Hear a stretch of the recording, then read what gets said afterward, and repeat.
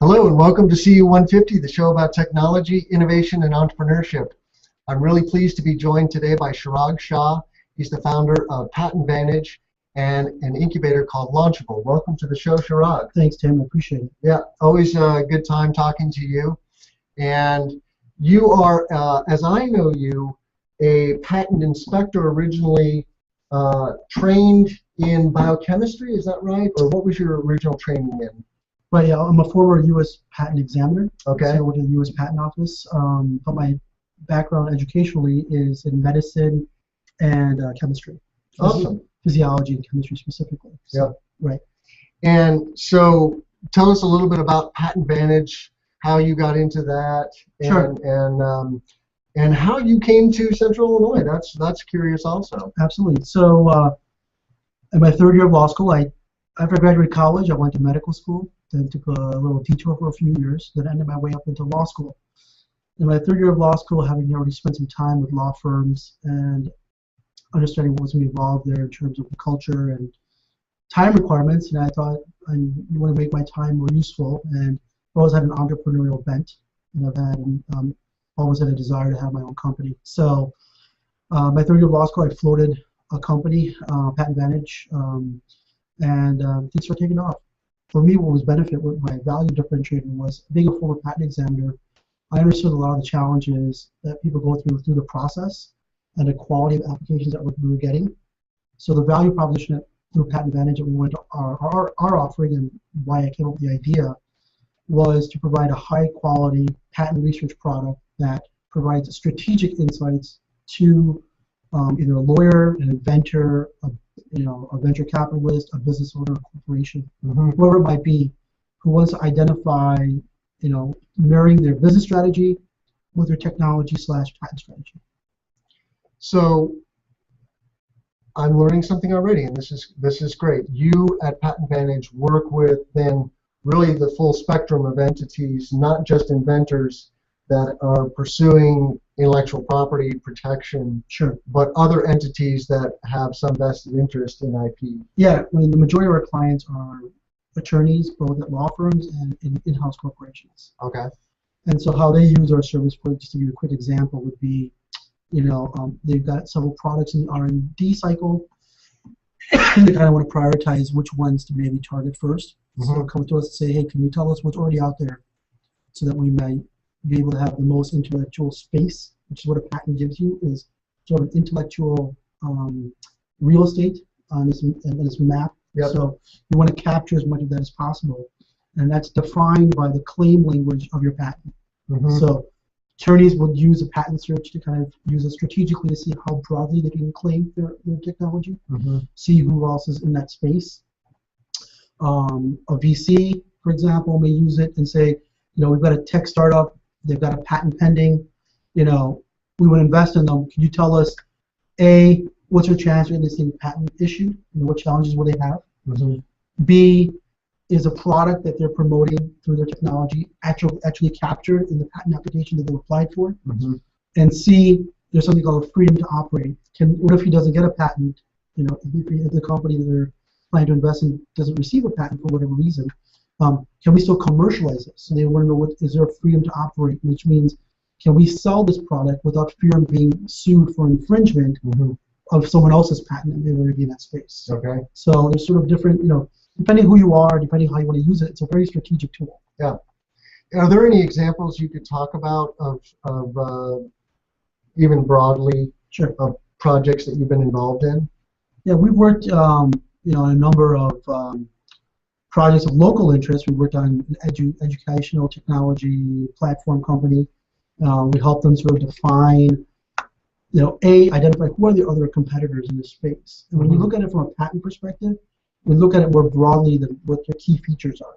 We look at it from the point of view of a technologist in that space, and would that technology be encompassed in other realms? So it's not limited to a particular specific area that the technology might be defined in. You got to look at it from a broader lens and see if there's what's called obviousness type issues that might arise.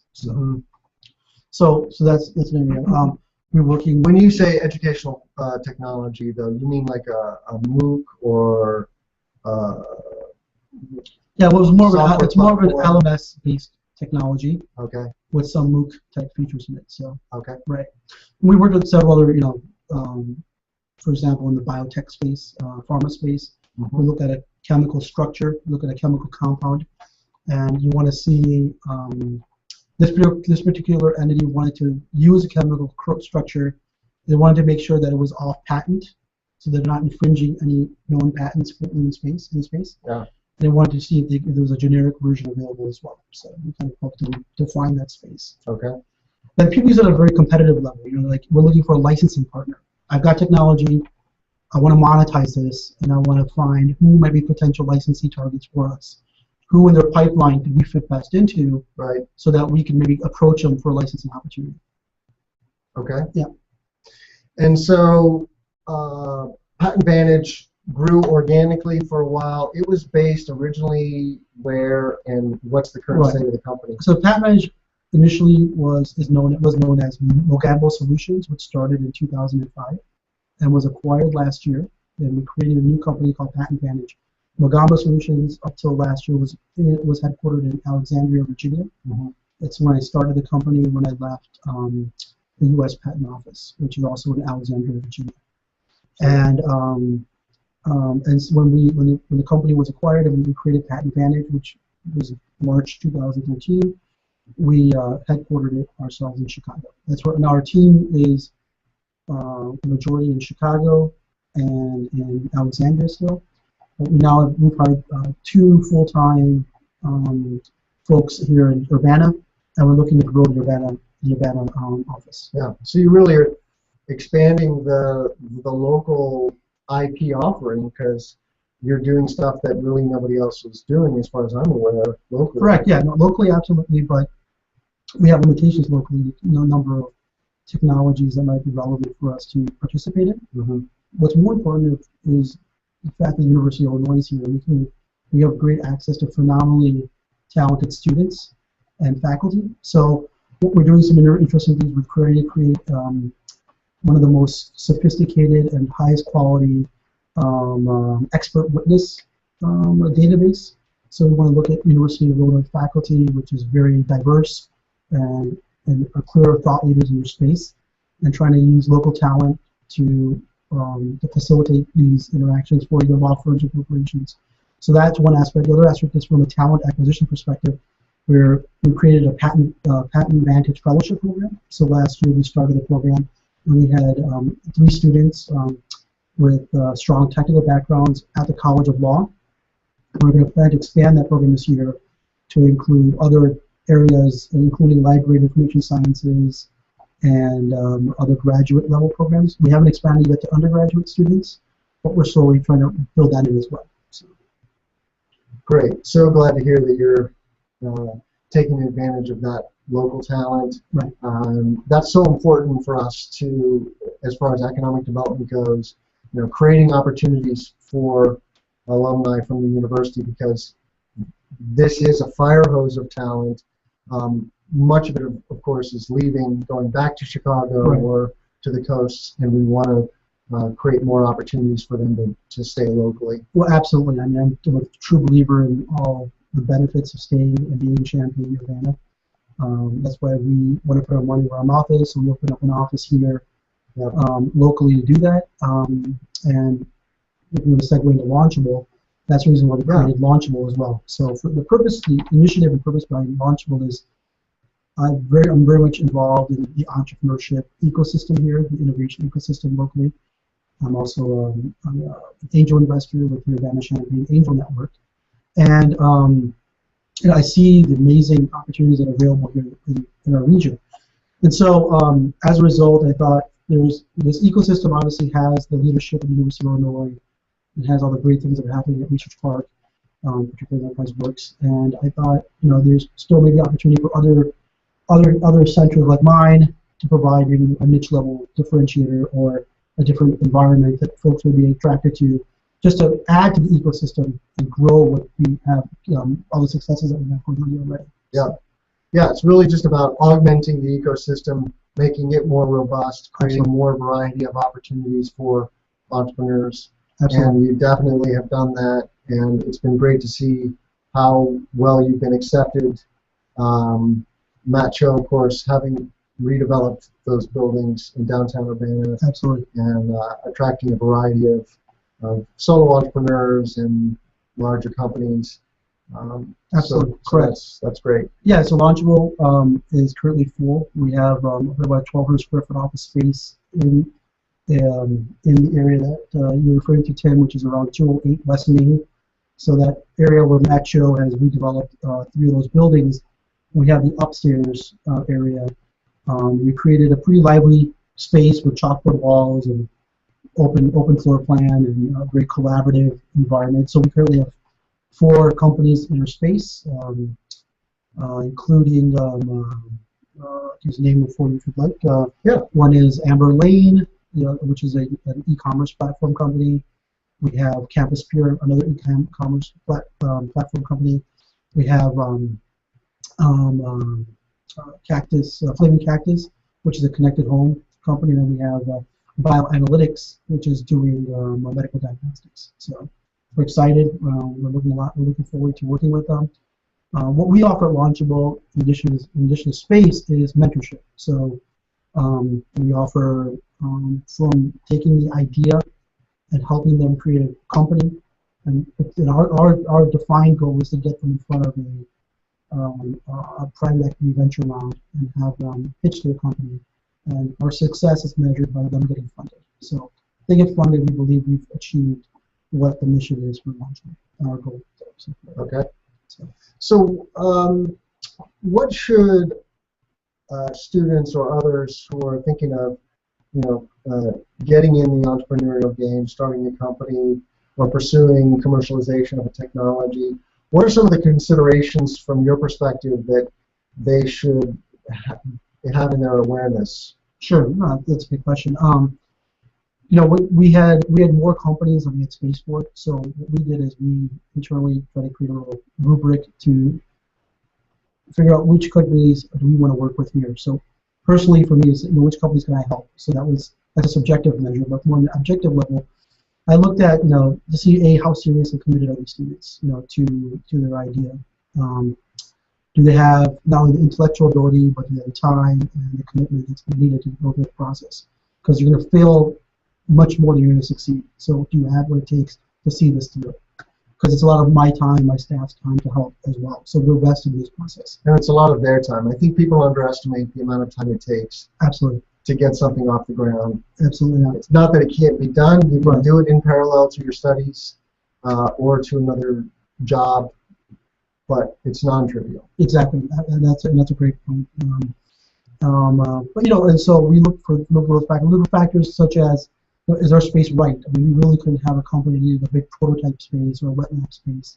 We're not really built for that. So we look for those factors usually at Launchable. But generally, for an entrepreneur, for a student entrepreneur, what I told the students who came by today from Innovation LLC is that use what's available to you at this university to vet your idea before you take the plunge. And what I mean by that is, see what resources are available here. Talk to faculty members or identify faculty at the university that are in the technology space you're interested in. Seek their guidance, seek their counsel. Pitch the idea to a few of your friends, both locally, maybe different departments, and see how they react. The thing is if you're building a company, you want to be successful, you can't be thinking of what your market is not Champaign, Illinois, or Urbana, Illinois. Your market is the world. And that's what an investor is looking for, is how much can we scale this company and how quickly can we scale it. So yeah, there's really a variety of ways that people can test their ideas. There are pitch opportunities at Enterprise Works in the Research Park. There's Second Saturday, run by Liz Kellner and Company at Singleton Law. right. There's Founders, which is a student organization on campus. I think their website is founders.io. Is that right? I believe that's right. And they've really become kind of an umbrella organization, at least in the College of Engineering, for entrepreneurship. Right. And Tech so, has their own pitch net, right? yes, and Technology Entrepreneurship Center, Andy Singer and Jed Taylor's organization, again in the College of Engineering, but pulling broadly. So there are a lot of opportunities, and it's funny because when I work with entrepreneurs, they're often very protective of their idea. Correct. They think that somebody wants to steal their idea. Yeah. And the reality is that that is most likely not going to happen. And in fact, it will be a downfall for them to not get feedback from a broad spectrum of people, especially potential customers, Right. but others. But from a patent perspective, you've got to be cognizant of not disclosing too much. So there's ways you can get around that. There's things you can do to protect yourself. If you have that fear, if you're some kind of technology or afraid it can easily be copied or taken, well, first of all, from a patent protection perspective, you want to make sure you identify that strategy and what you're going to do to protect your technology, your idea. And then most VC firms, most private equity firms will not sign a non-disclosure agreement, but some people will, so that's another way to protect yourself. So there's ways to protect yourself. So that's exactly what I said, is you need to think about the whole strategy. You think about protecting your technology, what kind of business you want to have, and what's your end goal. You kind of think about that. But let's say you have a novel material that you've invented. Sure. And we could say, for example, it's an electronic that dissolves inside you, like John Rogers is inventing tons of these types of devices now. You could talk about what that material is going to do, without jeopardizing patentability, so to speak. In a very general sense, you can talk about it. You can't go into the actual composition in and of itself, but in a general sense, you can talk about it. Right? Absolutely. Yeah. There's a saying, ideas are cheap. The people to execute the idea and bring it to fruition, to commercialize something, is what is the hard to do, hard to find. Absolutely. Because it takes a lot of blood, sweat, and tears to really bring something to. If you ask any investor, more than the idea, what they look for, what I look for when I'm investing, they look for the team. I look for the people. That's the number one criteria. If I have faith in the folks that are behind the technology to see this through, my chances of investing are gone up quite a bit. So I think that's my first criteria. And I'm sure you hear a lot about that as well when you're in this ecosystem as well. So yeah, I meet a lot of solo entrepreneurs, and that's one of the first points that I make to them, is that they really need to create a team if they don't have a team, because it just is so risky. Not that it can't be done; it can be done as a solo founder, but you get sick, you have family things going on, et cetera, et cetera. The venture can keep running and making progress so much more consistently when there's at least two people. Ideally, I think four, but it's a it varies in type of company. But you're right. I mean, you got to realize what you're good at and what you're not good at. That's step one. So we realize what you're not good at, and try to partner with someone who can bring those deficiencies that you have, and you can focus on what you're good at.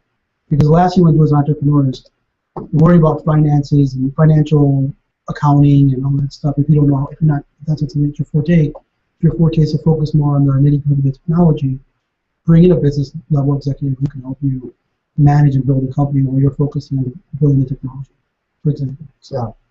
And I also encourage entrepreneurs to find a process like Lean Startup, which gives them some guidelines on how to methodically test their idea and really de-risk the opportunity. Let's face it, 75% of new companies go belly up in the first 5 years. Right. And so our job as resources in the ecosystem is to help increase that rate of success. Absolutely. We're here. There are a lot of assets in the community, right, but only if you follow our advice also. That's a fine line, right? Yeah, because absolutely. entrepreneurs are many times visionary leaders, and they can be attached to their ideas and their way of doing things. No, absolutely, I agree. How important is coachability? Coachability is huge. You can't have an ego in this process. I mean, yes, you should be confident in what you're doing, but be open to learning. Put the ego aside. What you have here is just an amazing dearth of talent and dearth of experts that can help you in many facets of your business to increase your chance of success. So take advantage of it, is what I would say. Yep. Launchables at 210 West Main. Okay. Upstairs above Pizza M and a new coffee shop there called Flying Machine Coffee. Stop by, give us a visit. and we'll probably have an open house sometime in September. Great. Love to work with anybody out there in the community that needs some help. Yep. We've been talking to Chirag Shah of PatentVantage and Launchable. I'm Tim Montague with the Small Business Development Center here at the Champaign County EDC. Thank you so much, Chirag. Thanks. Appreciate it. Good luck. Good to see you.